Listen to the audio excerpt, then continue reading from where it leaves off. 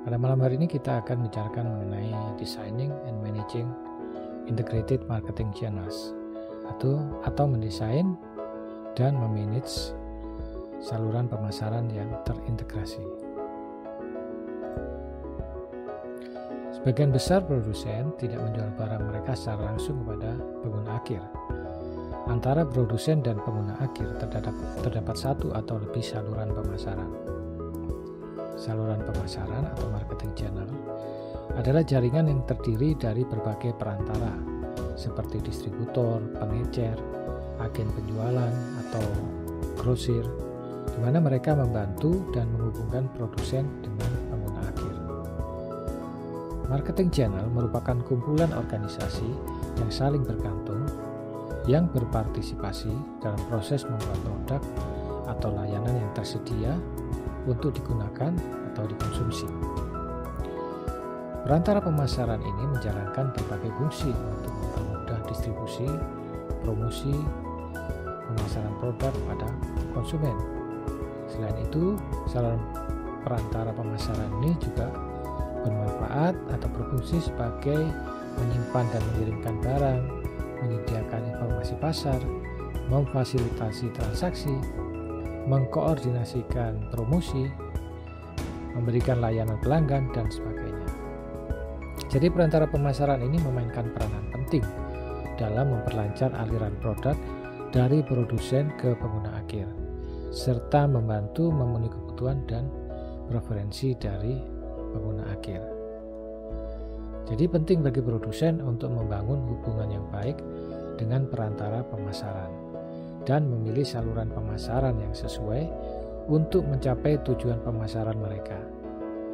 Dengan memanfaatkan peran perantara pemasaran dengan baik, produsen dapat mencapai efisiensi dalam distribusi produk dan meningkatkan jangkauan serta keterjangkauan produk mereka di pasar.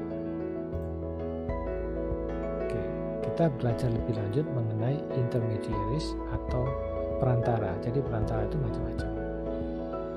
Berperan sebagai merchants, agent, atau fasilitator. Berperan sebagai merchant atau pedagang. Nah, ini perantara yang memiliki hak pemilikan atas barang dagangan dan menjual kembali barang dagangan tersebut. Dan kalau agen, biasanya broker atau perwakilan produsen atau agen penjualan, ini berperan dalam mencari konsumen dan mereka bernegosiasi atas nama produsen, tetapi tidak memiliki hak kepemilikan atas barang. Berikutnya adalah fasilitator. Fasilitator ini berperan sebagai pengirim, gudang independen, agen periklanan, atau yang lainnya. Nah, di mana mereka membantu distribusi, tetapi mereka tidak memiliki hak pemilikan atas barang dan tidak melakukan negosiasi pembelian atau negosiasi penjualan.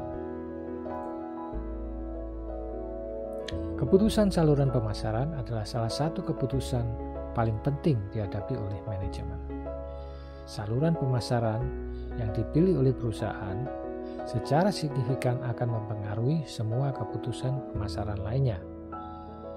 Biasanya, anggota saluran pemasaran secara kolektif memperoleh margin yang mencapai 30% hingga 50% dari harga jual akhir.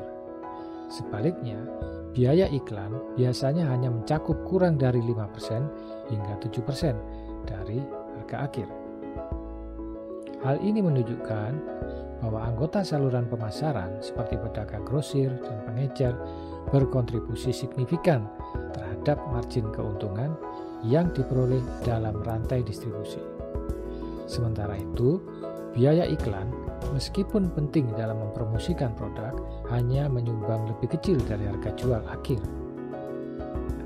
Dalam konteks ini, perusahaan perlu mempertimbangkan dengan hati-hati keputusan saluran pemasaran yang akan diambil, termasuk penentuan mitra saluran yang tepat, strategi distribusi yang efektif, dan alokasi sumber daya yang tepat untuk mencapai tujuan pemasaran yang diinginkan. Keputusan ini akan berdampak signifikan pada margin keuntungan perusahaan dan kesuksesan pemasaran produk. Berikutnya, kita akan belajar mengenai pull strategi dan satunya adalah push strategi.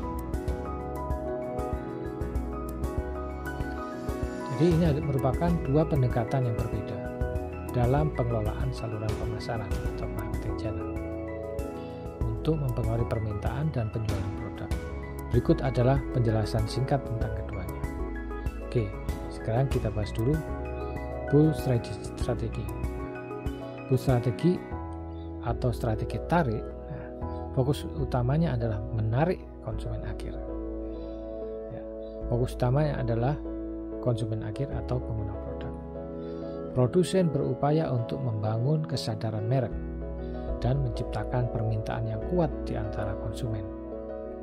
Produsen melakukan berbagai upaya pemasaran langsung ke konsumen dengan menggunakan berbagai saluran komunikasi seperti iklan, promosi penjualan, digital marketing, dan kegiatan pemasaran langsung lainnya. Tujuannya adalah untuk mendorong konsumen agar mereka meminta atau mencari produk tersebut dari perantara pemasaran, seperti pengecer atau distributor. Dalam strategi tarik ini, permintaan konsumen menjadi faktor pendorong bagi perantara untuk memesan dan menjual produk kepada konsumen. Oke. Kemudian berikutnya adalah strategi dorong atau push strategi. Dalam strategi dorong, fokus utamanya bukan konsumen. Kalau pull strategi tadi, fokus utamanya konsumen. Kalau strategi dorong, fokus utamanya adalah perantara pemasaran, seperti pengecer, distributor, atau grosir. Produsen berupaya mendorong, atau dengan kata lain mendorong produk mereka ke saluran pemasaran melalui berbagai kegiatan pemasaran dan promosi. Produsen memberikan insentif seperti diskon pada saluran pemasaran, insentif penjualan, dan dukungan pemasaran lainnya pada perantara untuk menginduksi mereka agar mereka mau membawa, mempromosikan, menjual produk tersebut pada konsumen. Nah, tujuan strategi dorong ini adalah untuk memastikan ketersediaan produk di saluran pemasaran dan mempengaruhi perantara agar mereka mengambil inisiatif untuk menjual produk mereka kepada konsumen. Nah, karena perantara ini pada dasarnya yang dijual bisa jadi bukan hanya satu brand, bisa jadi beberapa brand. Nah, misalnya grosir smartphone, dia juga menjual beberapa merek, misalnya Xiaomi, Vivo, Samsung, dan merek-merek lainnya. Nah, produsen menggunakan strategi dorong ini dengan memberikan insentif yang menarik bila perantara itu menjualkan produknya. Ya, jadi bisa jadi ini ada upaya untuk supaya toko itu lebih menjual Vivo daripada menjual Oppo, lebih menjual Samsung daripada menjual Apple misalnya, dan lain sebagainya. Oke. Kedua strategi ini dapat digunakan secara terpisah atau dikombinasikan, tergantung pada karakteristik produk, pasar, atau tujuan pemasaran perusahaan. Strategi tarik terfokus pada pembangunan merek dan permintaan konsumen, sedangkan strategi dorong berfokus pada mendorong produk ke saluran pemasaran. Dalam prakteknya, banyak perusahaan menggunakan pendekatan yang menggabungkan kedua strategi ini untuk mencapai hasil pemasaran yang optimal. Berikutnya kita akan mempelajari mengenai multi-channel marketing atau hybrid. Multi-channel marketing atau hybrid ini, bahwa perusahaan itu menggunakan berbagai channel pemasaran seperti Salesforce, direct mail, internet, telemarketing, dan sebagainya. Ya, jadi bisa jadi perusahaan akan menggunakan Salesforce untuk menjual kepada akun besar. Akun besar maksudnya kepada pembeli yang membeli dalam jumlah yang besar. Telemarketing untuk menjual kepada akun menengah. Direct mail untuk menjual kepada akun kecil. Pengecer untuk menjual kepada akun lebih kecil.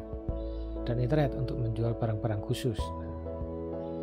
Nah, jadi perusahaan yang mengelola saluran pemasaran hibrid harus memastikan saluran mereka bekerja dengan baik sesuai dengan apa yang diinginkan oleh konsumen. Nah, jadi konsumen mengharapkan integrasi saluran yang memungkinkan konsumen untuk misalnya memesan produk secara online dan mengambilnya di lokasi retail yang nyaman, atau mengembalikan produk yang dipesan secara online ke toko, ya, toko terdekat dari pengecer kalau mau mengembalikan barang, atau menerima diskon dan penawaran promosi berdasarkan total pembelian online atau offline. Nah, dengan menyediakan berbagai pilihan integrasi saluran seperti ini, perusahaan dapat memberikan pengalaman yang lebih baik dan menyenangkan bagi konsumen. Konsumen dapat memilih metode yang paling sesuai dengan kebutuhan mereka, sambil tetap memperoleh manfaat dan keuntungan dari saluran pemasaran yang berbeda. Berikutnya adalah value network. Value network atau jaringan yang bernilai ini, ya, dengan kata lain, menyarankan agar perusahaan itu membangun sistem kemitraan, ya, atau aliansi, ya, di mana ini akan membantu perusahaan untuk lebih mencapai tujuannya. Ya. Jaringan ini mencerminkan interaksi yang keterkaitan kompleks antar berbagai pihak yang terlibat dalam rantai pasokan atau ekosistem bisnis. Ya. Nah, jadi perusahaan perlu menjalin mitra misalnya dengan pemasok, kemudian dengan peneliti universitas untuk riset produknya, nah, dan berbagai pihak yang lainnya. Nah, jadi perusahaan tidak hanya bergantung misalnya pada pemasok atau pelanggan lain langsungnya, tapi juga bergantung pada hubungan dengan pihak-pihak lain dalam jaringan mereka yang terkait dengan bagaimana memperoleh bahan baku, pengetahuan, sumber daya, dan dukungan lainnya yang diperlukan untuk menciptakan, memperluas, dan mengirimkan penawarannya kepada konsumen akhir. Dalam membangun jaringan nilai yang kuat dan efektif, perusahaan dapat memanfaatkan sumber daya dan keahlian dari berbagai pihak yang terlibat, mengoptimalkan rantai pasokan, meningkatkan kualitas dan efisiensi produk, serta menciptakan nilai tambah bagi konsumen. Jadi perusahaan perlu kolaborasi dengan mitra-mitranya dengan hubungan yang saling menguntungkan dalam jaringan nilai ini atau value network ini, yang merupakan kunci dalam menghadapi tantangan bisnis dalam mencapai keunggulan kompetitif di pasar. Selanjutnya kita akan berbicara mengenai channel level atau level dari saluran pemasaran. Produsen memiliki berbagai alternatif untuk mencapai pasar. Mereka dapat menjual secara langsung atau menggunakan saluran 1 tingkat, saluran 2 tingkat, atau 3 tingkat. Nah, menentukan jenis saluran yang akan digunakan memerlukan analisis kebutuhan pelanggan, menetapkan tujuan saluran, dan mengidentifikasi serta mengevaluasi alternatif utama, termasuk jenis dan jumlah perantara yang terlibat dalam pemasaran. Saluran pemasaran paling dasar adalah saluran 0 tingkat atau langsung pada konsumen. Ini meliputi telemarketing, ya, surat langsung, direct mail, penjualan dari pintu ke pintu atau door to door, ya, TV shopping, ya, atau membuat home party seperti Alpo, Tupperware. Saluran 1 tingkat ini mengandung 1 perantara penjualan seperti pengecer. Saluran 2 tingkat mengandung 2 perantara. Di pasar konsumen biasanya ada grosir dan pengecer. Saluran 3 tingkat mengandung 3 perantara. Kita akan belajar lebih lanjut. Ini seperti ini, ya. 0 level manufacturer langsung pada konsumen, 1 level dari manufacturer kepada retailer baru konsumen, 2 level dari manufacturer ke wholesaler, kemudian retailer dan baru konsumen, 3 level dari manufacturer ke wholesaler, kemudian ke jobber, ke retailer, dan ke konsumen. Oke, jadi channel level 3 level ini meliputi manufacturer, wholesale atau pedagang besar atau grosir, kemudian jobber ini ada agen penjualan, kemudian ke retailer, dan baru ke konsumen. Jadi ini ada variasinya.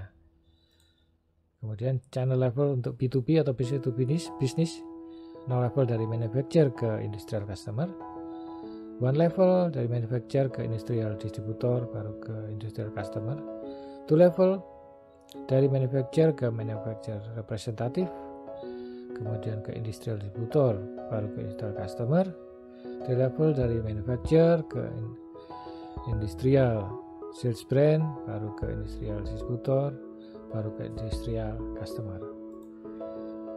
Oke, lebih lanjut kita akan pelajari mengenai channel design decision, yaitu keputusan untuk mendesain saluran pemasaran.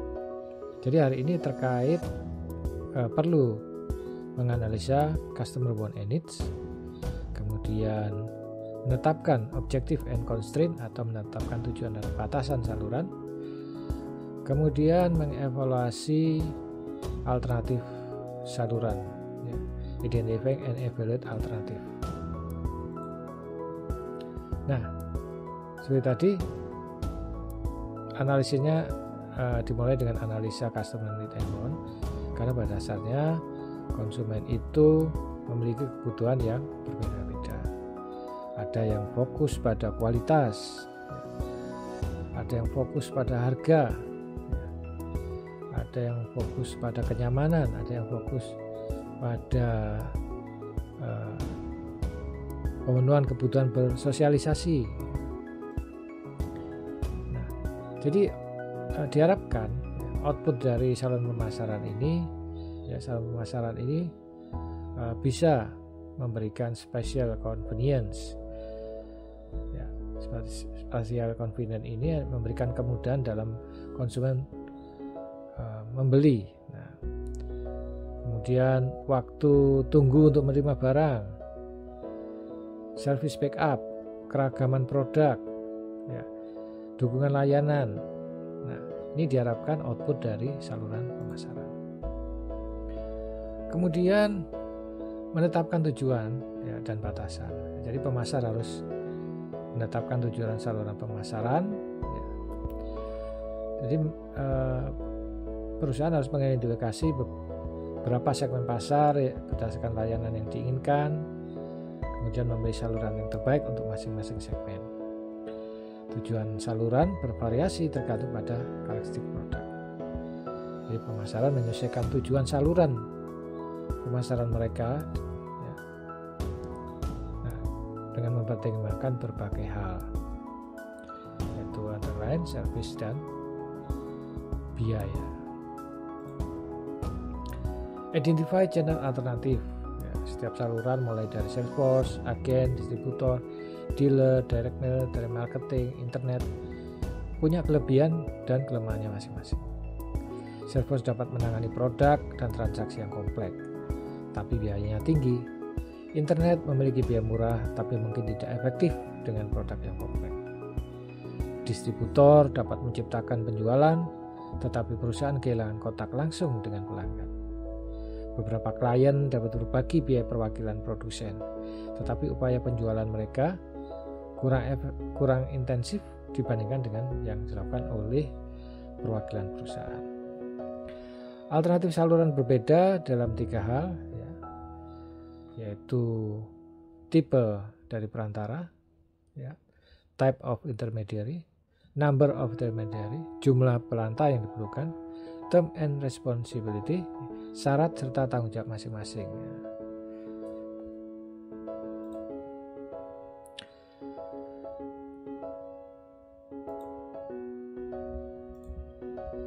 Identify channel alternatif.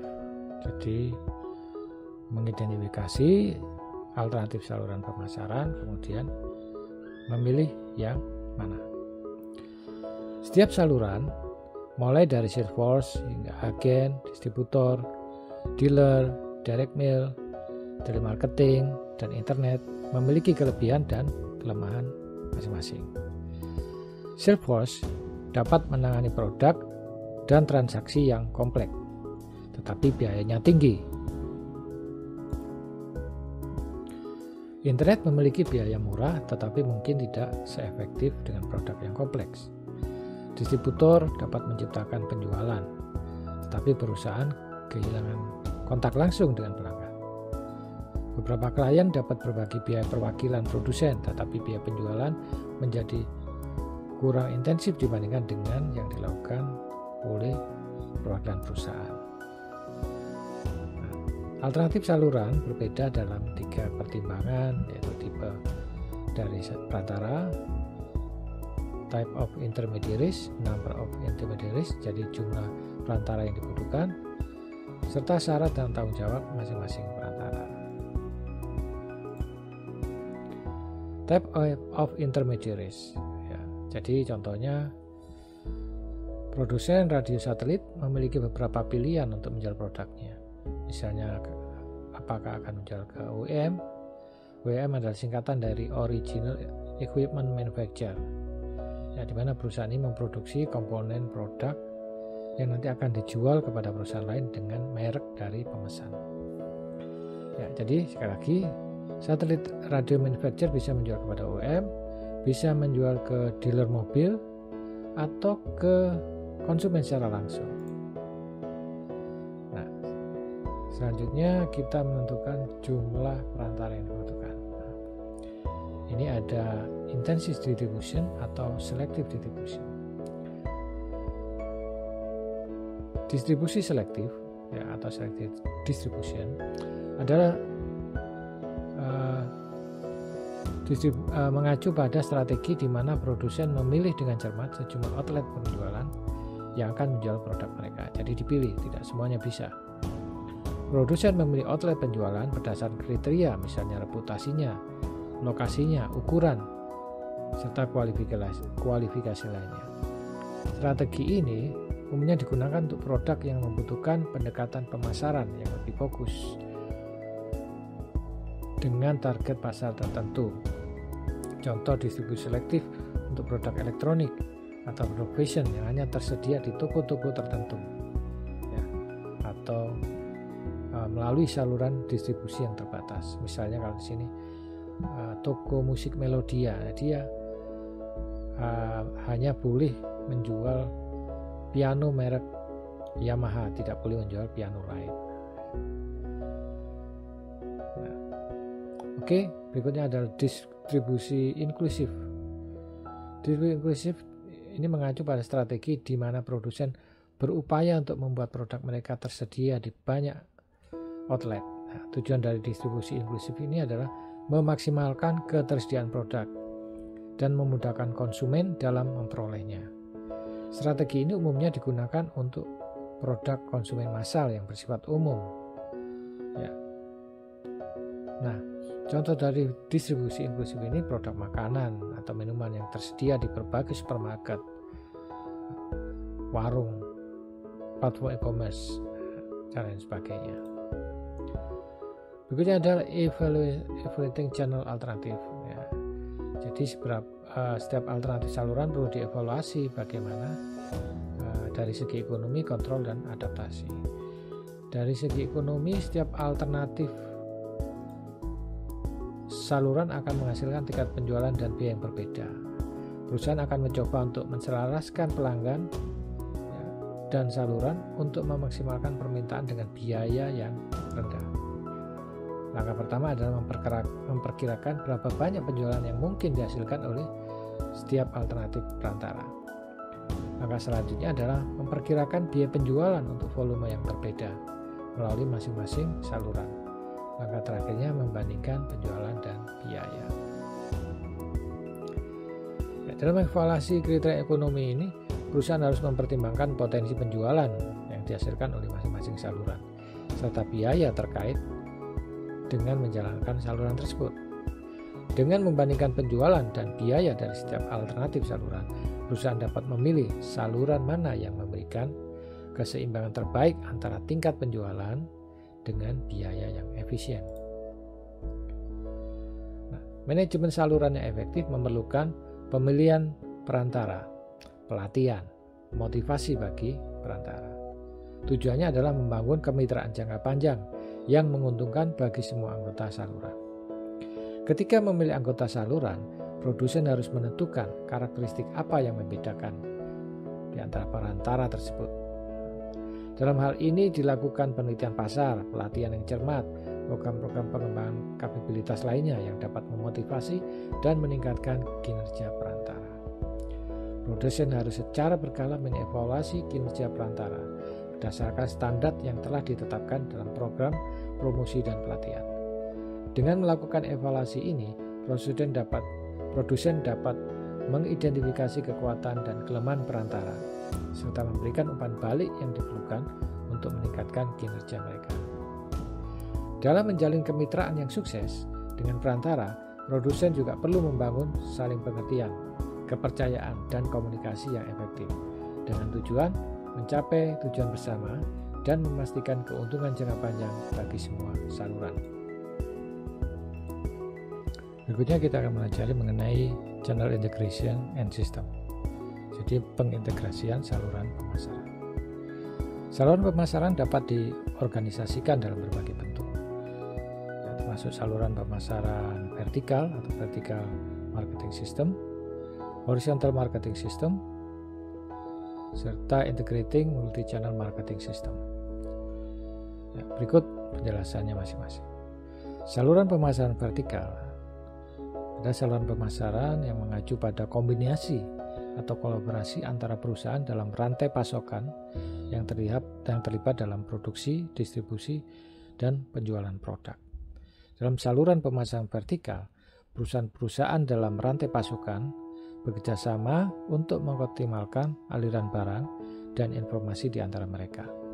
Misalnya produsen bekerja sama dengan distributor dan pengecer untuk mengamankan pasokan produk dan menghadirkan produk secara efisien kepada konsumen. Saluran pemasaran vertikal dapat membantu mengurangi biaya, meningkatkan koordinasi, dan meningkatkan layanan pelanggan. Saluran pemasaran horizontal, saluran pemasaran terjadi ketika perusahaan dengan posisi yang sama dalam rantai pasokan atau dengan produk yang serupa bekerjasama untuk mencapai tujuan bersama. Ini dapat melibatkan aliansi antara produsen produk sejenis atau pengecer yang berbasis pada pasar yang sama. Misalnya beberapa produsen menghasilkan produk sejenis dapat membentuk aliansi untuk menghadapi pesaing bersama bagi mereka untuk memperluas jangkauan geografis mereka. Saluran pemasaran horizontal dapat membantu dalam berbagai biaya pemasaran, meningkatkan daya saing, dan memperluas pangsa pasar. Berikutnya adalah saluran pemasaran terintegrasi, menggabungkan elemen-elemen saluran pemasaran vertikal dan horizontal. Dalam saluran pemasaran terintegrasi, perusahaan memiliki kendali penuh atau pemilikan terhadap berbagai tahap rantai pasokan dan berkolaborasi dengan perusahaan lain untuk mencapai sinergi dan efisiensi. Misalnya perusahaan dapat memiliki distribusi sendiri atau toko retail sendiri untuk mengontrol secara langsung aliran produk mereka ke pasar. Dengan saluran pemasaran terintegrasi, perusahaan dapat mengendalikan mutu produk, memperkuat merek, meningkatkan efisiensi operasional, dan memberikan pengalaman berbelanja yang terpadu pada konsumen. Jadi pilihan antara saluran pemasaran apakah vertikal, horizontal, atau terintegrasi tergantung pada strategi bisnis, kebutuhan pasar, serta sumber daya dan kemampuan perusahaan. Setiap bentuk saluran pemasaran memiliki kelebihan dan tantangan sendiri yang perlu dipertimbangkan oleh perusahaan. Conflict, cooperation, and competition. Konflik saluran terjadi ketika tindakan salah satu anggota saluran menghalangi anggota saluran lainnya untuk mencapai tujuan. Sedangkan koordinasi saluran terjadi ketika anggota saluran bekerja sama untuk mencapai tujuan saluran secara keseluruhan, bukan tujuan mereka sendiri-sendiri yang mungkin tidak selaras. Channel konflik. Konflik saluran horizontal bisa terjadi antara anggota saluran pada tingkat yang sama. Contohnya beberapa franchisee Pizza Inn mengeluh tentang kecurangan bahan baku yang dilakukan oleh anggota saluran lainnya, pelayanan yang buruk yang dilakukan anggota saluran lainnya. Karena ini merugikan citra merek secara keseluruhan. Contoh konflik saluran vertikal terjadi antara tingkat yang berbeda dalam saluran. Misalnya ketika Estee Lauder, salah satu merek kecantikan, membuka situs web dan menjual merek klinik. Nah, departemen toko Dayton Hudson mengurangi ruang untuk produk Estee Lauder. Ini menimbulkan konflik. Berikutnya konflik multi-channel ya, terjadi contohnya ketika produsen telah menjalankan 2 atau lebih saluran menjual kepada pasar yang sama. Nah, ketika Goodyear mulai menjual merek ban populer melalui Sears, Walmart ya, permarket tersebut ya. Nah, ini membuat dealer independen mereka marah. Akhirnya Goodyear mengatasi konflik dengan menawarkan model ban eksklusif ya yang tidak dijual di gerai-gerai retail lainnya. Oke, sekarang managing channel konflik. Semua saluran pemasaran memiliki potensi ya, konflik dan persaingan yang berasal dari sumber seperti ketidakcocokan tujuan, peran, dan hak yang kurang terdefinisi dengan baik, perbedaan persepsi, dan hubungan yang saling bergantung. Ada beberapa pendekatan yang dapat diambil oleh perusahaan untuk mencoba mengelola konflik tersebut. Ya, pertama, open communication, jadi membangun komunikasi yang terbuka di antara anggota saluran untuk mengidentifikasi masalah, berbagi informasi, serta mencapai pemahaman yang saling menguntungkan.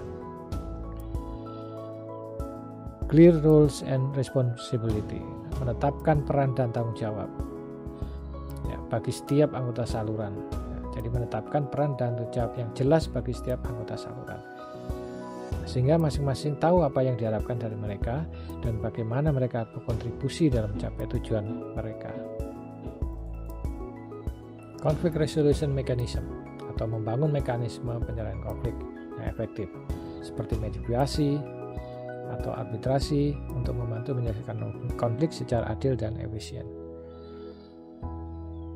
Mutual goal and incentive, mengembangkan tujuan bersama dan insentif yang saling menguntungkan bagi semua saluran, sehingga mereka memiliki motivasi yang sama dalam mencapai keberhasilan saluran. Channel leadership mengidentifikasi atau menunjukkan pemimpin saluran yang mampu mengelola konflik, memfasilitasi kerjasama, dan mempertahankan keseimbangan